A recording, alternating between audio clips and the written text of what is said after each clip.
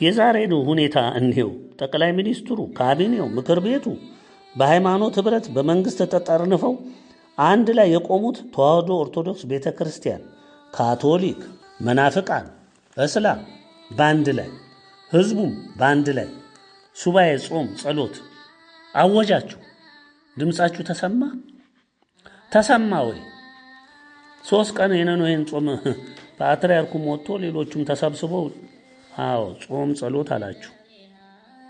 አሁን ደግሞ በዚህች የ3 ቀንን ጾምን ፓትርያርኩ ወጥቶ እንጹም ምናምን አለ። ጾሙ ሲጨርስ መልሱ ምንድነው? መሬት መንቀጥቀጡ ከአንድም 2 ጊዜ ተከሰተል። ቀጥላለ፣ ገና ነው ይቀጥላል። ምን የተለወጠ ነገር አለ? ማን ነው እናንተን የሚሰማ? ካቶሊክን ይሰማል እንደ እግዚአብሔር? መናፍቅን ይሰማል እንደ እግዚአብሔር? እስላምን ይሰማል እንደ እግዚአብሔር? ጣዖት አምላኪን፣ ዘረኛን፣ ፖለቲከኛን ይሰማል? ሰላይን ይሰማል እንደ እግዚአብሔር? ምን ብሎ ነው የሚሰማችሁ እንዴ? እድሜ ስጠን፣ ህዝብን እናጥፋ። እድሜ ስጠን፣ ንስሐ የሚገባውንም እናውረው፣ እንግደለው፣ እንቁረጠው፣ እንፍለጠው። ለዛ ነው እድሜ የሚሰጣችሁ እግዚአብሔር እናንተን የሚሰማው።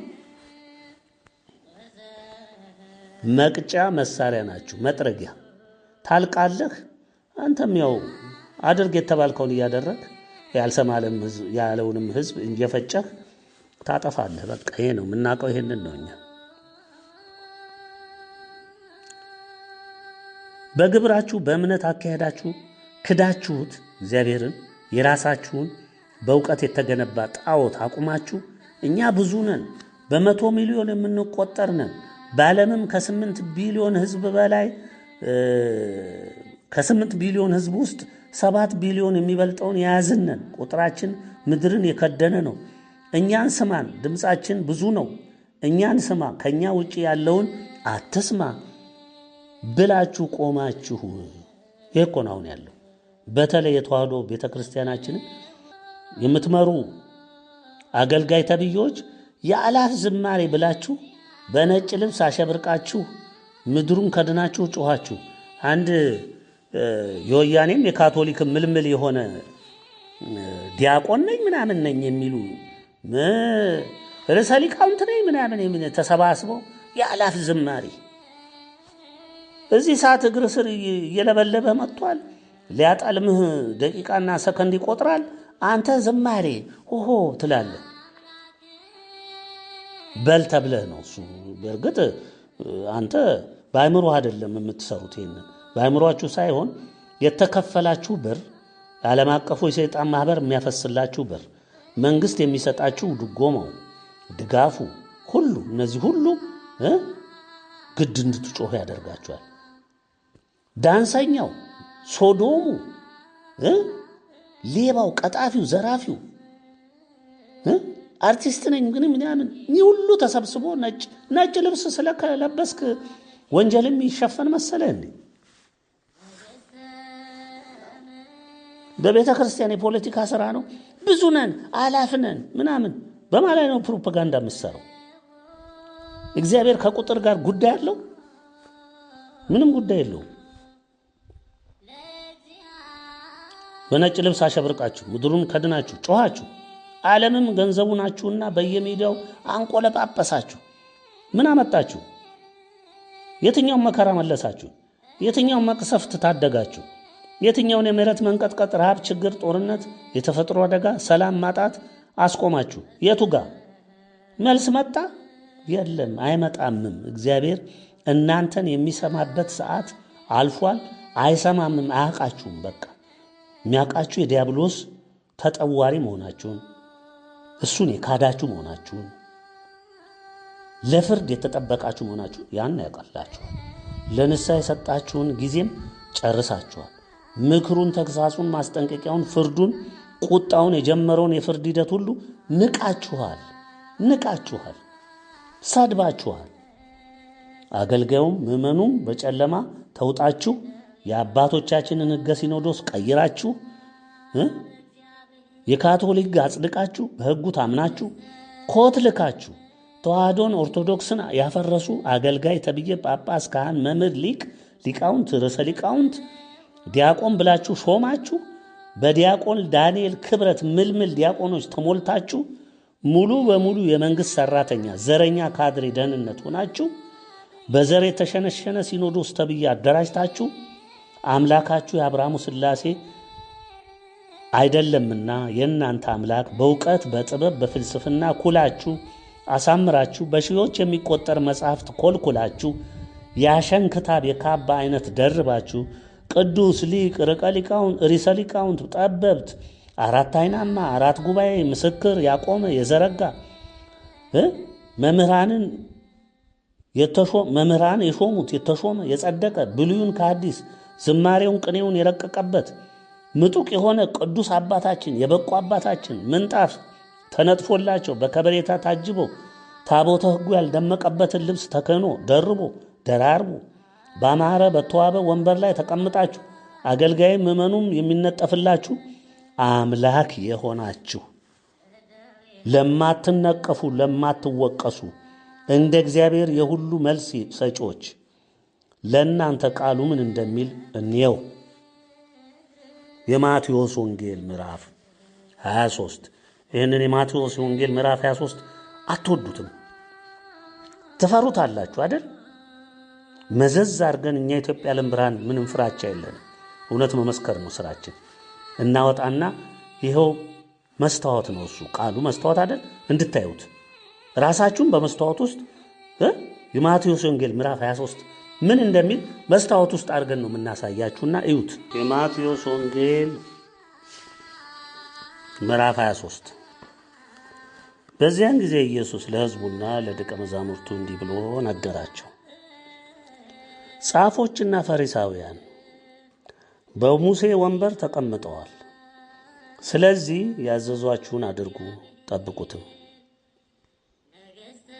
ልብ በሉ፣ ያዘዟችሁን ማለት ወደ ገደል ግቡ ሲሏችሁ ግቡ ማለት አይደለም። ወደ ጨለማ ሂዱ ሲሏችሁ መሄድ አይደለም። ከእግዚአብሔር ቃል የወጣውን ትእዛዙ 10ቱ ትእዛዛትን 6ቱን ቃለ ወንጌል ትእዛዛቱን እነዚህን አድርጉ ሲሏችሁ አታመንዝር ቢልህ እሱ ሲያመነዝር ብታየውም አንተ ማመንዘር የለብህም። አትስረቅ ሲልህ እሱ ሌባ ቢሆንም አንተ ሌባ መሆን የለብህም። አትዋይ ሲልህ እሱ ውሸታም ነው፣ አንተ መዋሸት የለብህም። ይህን ማለት ነው። ነገር ግን እየተናገሩ አያደርጉትምና ይላል ቃሉ። እንደ ሥራቸው አታድርጉ።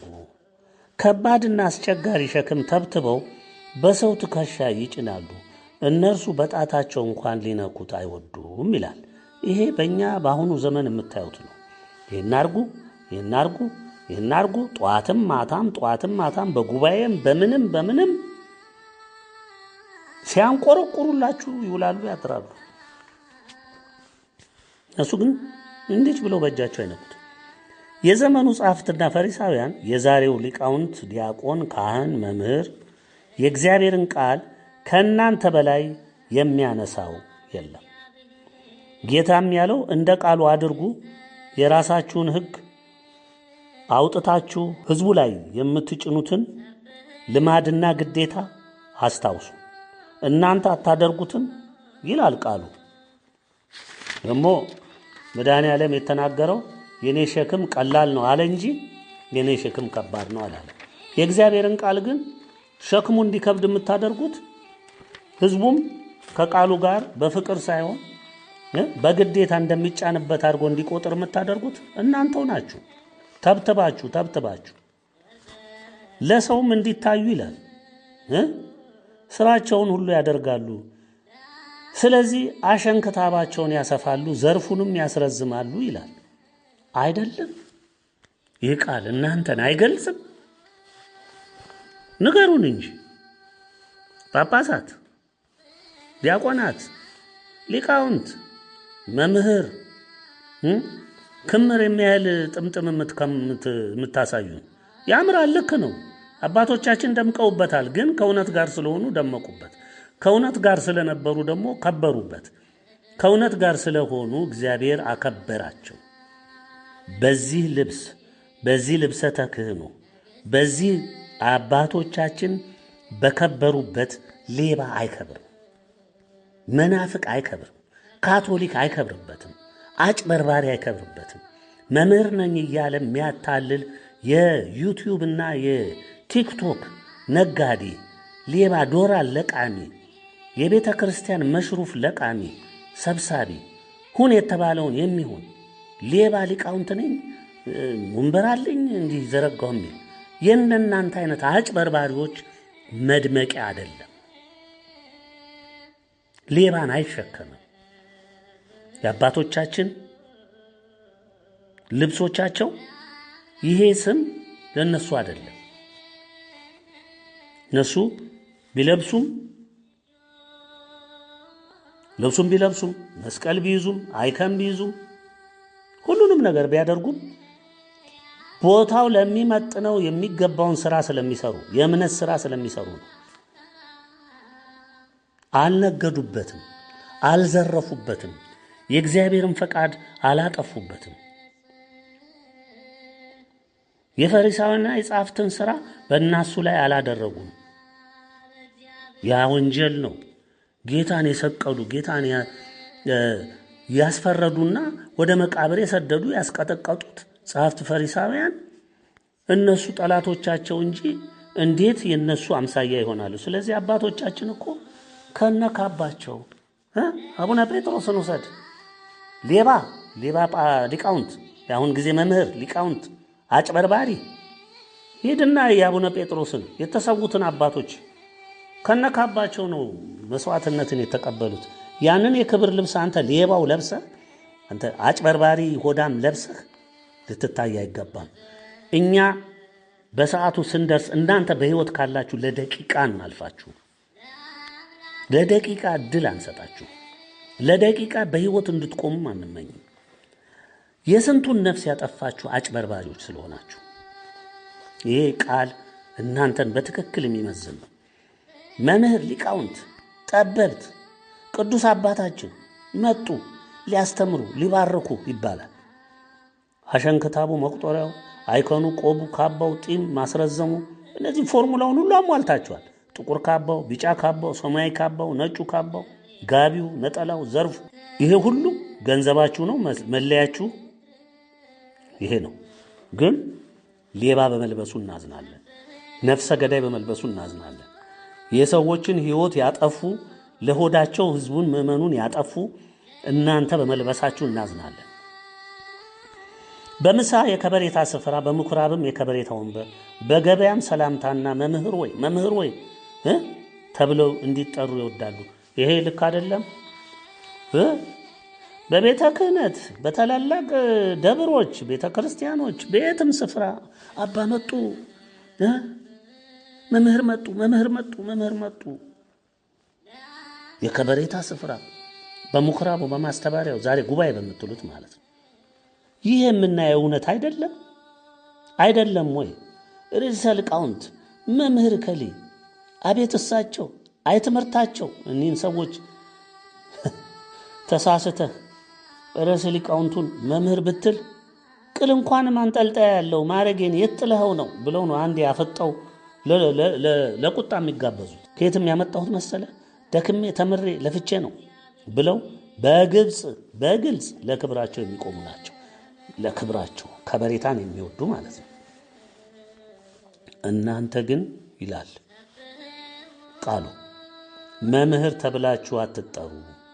መምህራችሁ አንድ ስለሆነ እናንተም ሁላችሁ እንደ ወንድማማች ናችሁ። ልብ በሉ። መምህር ተብላችሁ አትጠሩ። መምህራችሁ አንድ ስለሆነ እናንተም ሁላችሁ ወንድማማች ናችሁ። አባታችሁ አንዱ እርሱም የሰማዩ ነውና በምድር ላይ ማንንም አባት ብላችሁ አትጥሩ።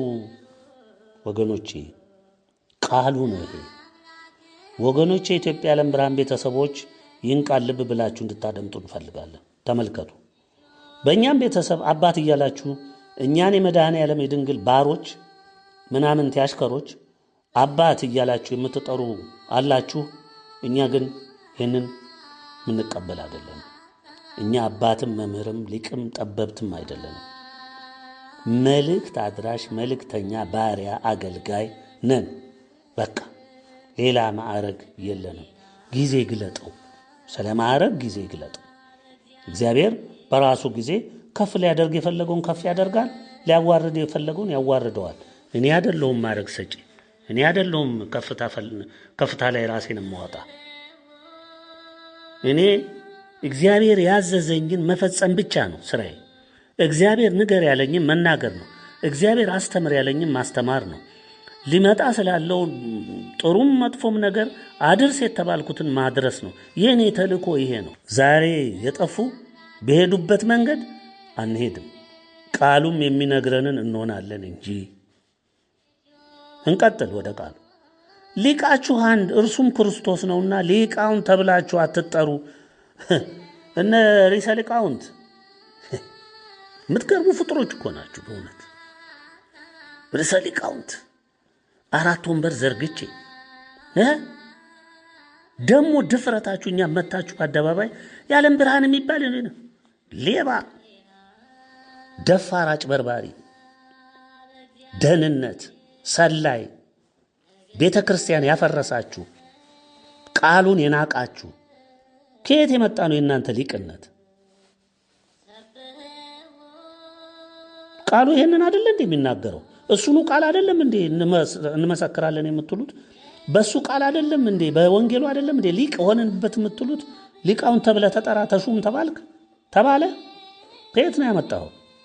ቃሉ እንዳትጠራበት። ሊቃችሁ አንድ እርሱም ክርስቶስ ነውና ሊቃውን ተብላችሁ አትጠሩ። ከእናንተም የሚበልጠው አገልጋያችሁ ይሆናል። ራሱን ከፍ የሚያደርግ ሁሉ ይዋረዳል፣ ራሱንም የሚያዋርድ ሁሉ ከፍ ይላል። ትዋረዳላችሁ። ባጭሩ ልብ በሉ ወገኖቼ። እነ ሊቃውንትን እነ ርዕሰ ሊቃውንትን እነ መምህሮችን መምህርም ዲያቆንም ነን የሚሉትን ማህበረ ርኩሳንን ከፊሉን ከገዳም ከፊሉንም ከየደብሩ የሰበሰባቸው ጎረምሳ ሊቃውንትን እስኪ ተመልከቷቸው። እኛ ስንረዳ ቀድሞም ስናይ እድሜያቸውን ቢያንስ 50 ዓመቱን በትንሹ 50 ዓመቱን በየአብነት ትምህርት ቤት እየዞሩ ጠውልገው ካስተው በዚያው ራሳቸውን ደብቀው በአንዲት ገዳም ወይም ደብር ተከልለው አገልጋዮችን ለማፍራት የሚተጉትን ስማቸው የማይታወቀውን እናውቃለን። እነዚህ አባቶች እንኳን በየአደባባዩ ሊጠሩ ባጠገባቸውም ስትደርሱ የሚሸሹ የወንጌሉ አርበኞች ዛሬ በሽሽት በየጥጋጥጉ እግዚአብሔር በከለለላቸው በዓት ተወስነዋል። እኛ ሊቃውንት ነን፣ እኛ መምህር ነን ብለው አደባባይ ላይ ወጥተው ሲጮህ ሰምታችኋል?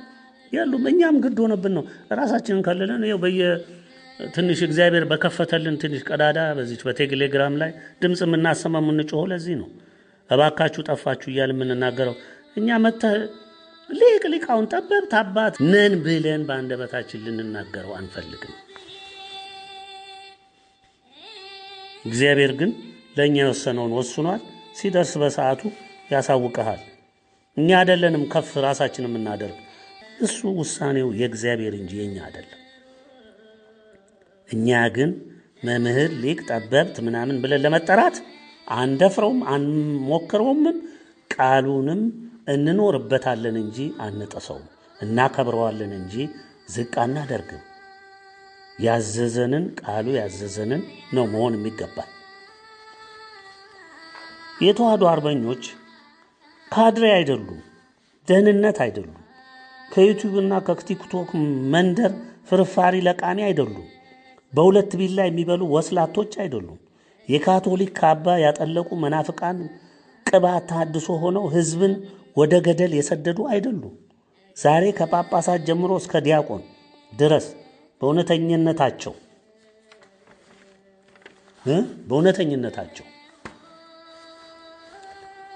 የእውነት ጽናት ስላቆማቸው ከሁሉም የተዋህዶ ቤተክርስቲያን ገዳም ሁሉ ተለቅመው ተባረዋል። አንድም አገልጋይ በእውነተኛው የእግዚአብሔር መንፈስ ቅዱስ ተመርጦ የሚያገለግል በአሁኑ ጊዜ በጉቦ በፖለቲካው ስርዓት የተሾመ በጉቦ የተሾመ በዘረኝነት የመጣ በዘረኝነት መስፈርት ማለት ነው። በአጠቃላይ ይሄ ነው። ሿሚውም ጉቦኛ ነው፣ ዘረኛ ነው፣ የደህንነት ሰራተኛ ነው። ተሿሚውም ከዛው ተመልምሎ የሚመጣ ነው፣ ወይም ደግሞ ከዛ ቢዘል ጉቦ ሰጥቶ ነው የሚገባው። ሌላ ነገር የለም። መምህርም ነኝ ይበሉ በገንዘብ ጉቦ ከፍለው በመንግስት የተሰጣቸውን የሊቅነት የመምህርነት ካባ ለብሰው በስውር የደህንነት ሥራ የሚሰሩ ስለ ቃሉ የተጨነቁ መስለው ህዝብን እንዲያደነዝዙ ከመንግስት ተልእኮ የተሰጣቸው እነዚህ ናቸው ያሉት። ምንም ብታንቆለጳጵሷቸው በሶሻል ሚዲያው በምን ሁሉ አባት ድንቅ ሊቅ ጠበብት አቤት እያልክ ብትል ምንም ስራቸውና ግብራቸው ይሄ ነው።